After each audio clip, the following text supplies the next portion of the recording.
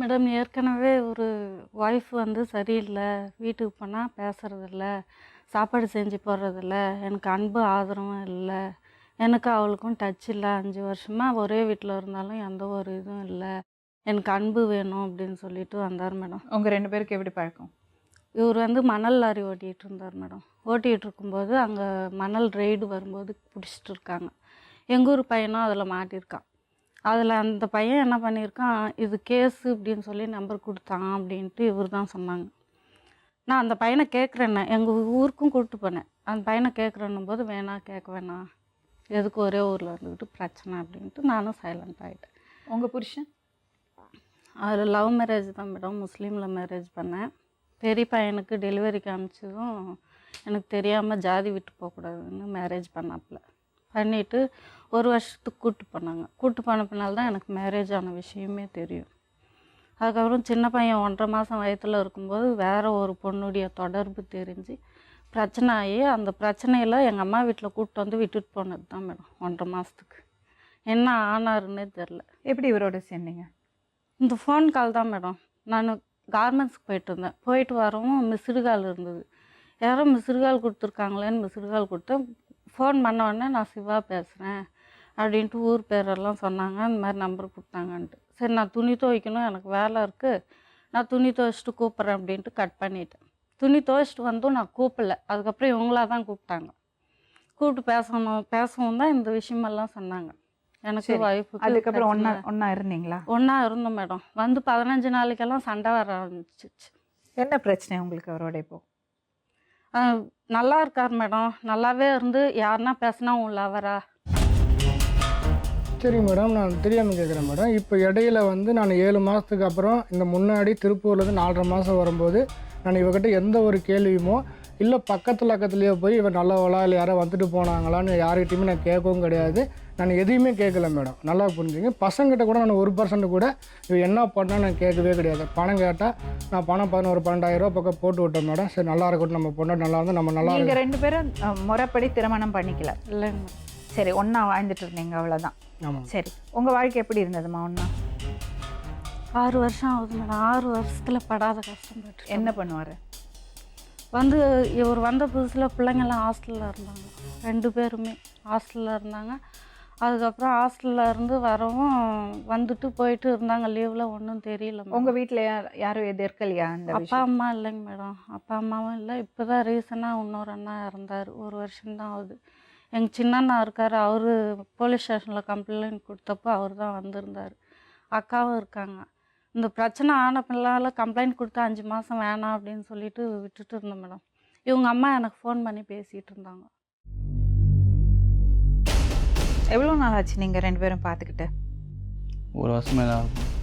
1 வருஷம் மேலே ஆகுது மேடம். எப்போ நிச்சயம் ஆச்சு உங்களுக்கு? 1ஆம் தேதி 6ஆம் மாதம். நிச்சயம் பண்ணி எவ்வளோ நாள் ஒன்றா இருந்தீங்க? தட் இஸ் பழகிட்டு இருந்தீங்க? நிச்சயம் பண்ணி எவ்வளோ நாள் பழகிட்டு இருந்தீங்க? அதான் 9ஆம் மாதம் மட்டும் பழகிருந்தேன் மேடம்.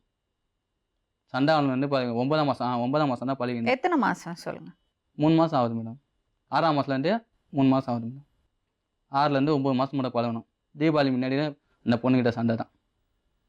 பேச்சுவார்த்தை இல்லை, சண்டை தான் போட்டுருந்தோம். தீபாவளி தான், போன வருஷம் தீபாவளி தான். அப்படியா? ஆனால் எங்கள் வீட்டுக்கு வந்தார். தீபாவளி அன்றைக்கெல்லாம் எங்கள் வீட்டுக்கு வந்தார். தீபாவளி அன்றைக்கி தான் உங்கள் வீட்டுக்கு தான் வரல. தீபாவளிக்கு முன்னாடி? தீபாவளி வந்து தான் இல்லை. இல்லை, தீபாவளி வந்து ஒரு நிமிஷம். தீபாவளிக்கு முன்னாடி பிரிஞ்சிட்டிங்களா? இல்லை, அப்போல்லாம் சண்டை தான் இருந்தது. சண்டையா? போலீஸ் ஸ்டேஷன் போயிட்டீங்க? மேடம் தீபாவளி அன்றைக்கி தான் போலீஸ் ஸ்டேஷன் போகலாம் மேடம். தீபாவளி டைமில் போலீஸ் ஸ்டேஷன் போயிட்டீங்களா? இல்லை மேம்.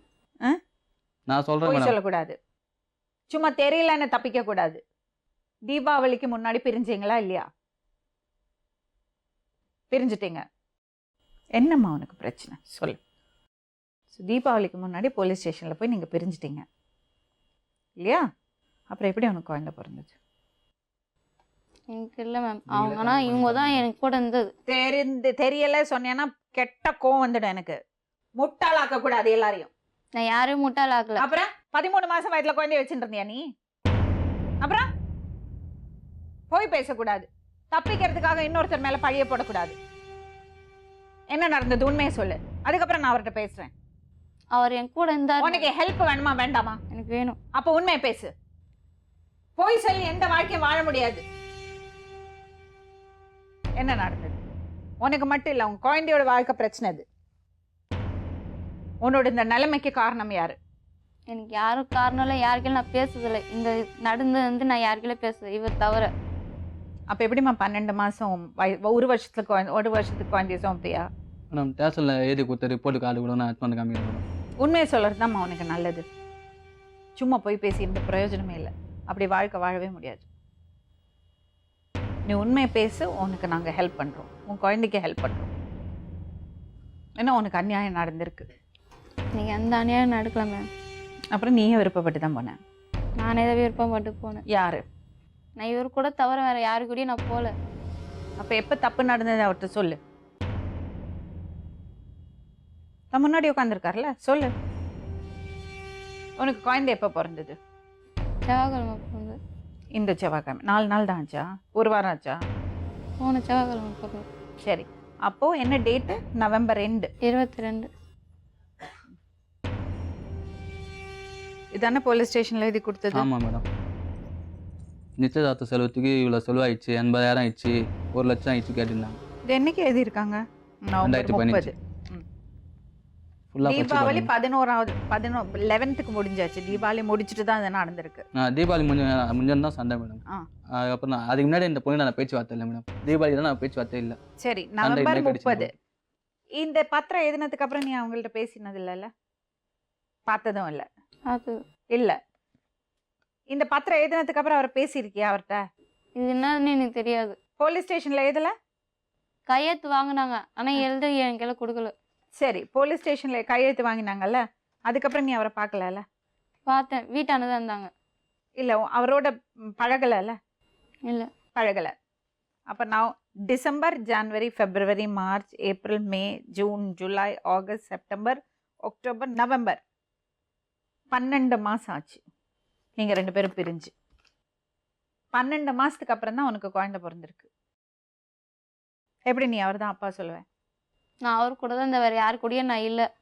அப்போ எப்படிம்மா 12 மாதம் வயிற்றில் குழந்தை வச்சுட்டு இருந்தேன்? சொல்லு. நவம்பருக்கு அப்புறம் எங்கே பார்த்த சொல்லு, எங்கே மீட் பண்ண சொல்லு, கேட்போம். நவம்பர் 30க்கு நீங்கள் போலீஸ் ஸ்டேஷனில் பிரிஞ்சிருக்கீங்கம்மா. புரியுதா? நான் நீ தப்பான பொண்ணுன்னு சொல்லலை, பொய்ய சொல்லாதேன்னு தான் சொல்கிறேன். நான் போய் சொல்லலை மேம். அப்போ நான் கேட்குறதுக்கு பதில் சொல்லு, நீ ஏன் நியாயத்தை சொல்லு. நவம்பர் 30க்கு நீங்கள் 2 பேரும் பிரிஞ்சிருக்கீங்க. டிசம்பர், ஜனவரி, பிப்ரவரி, மார்ச், ஏப்ரல், மே, ஜூன், ஜூலை, ஆகஸ்ட் 9 மாதம் ஆகஸ்ட்லேயே முடிஞ்சுது.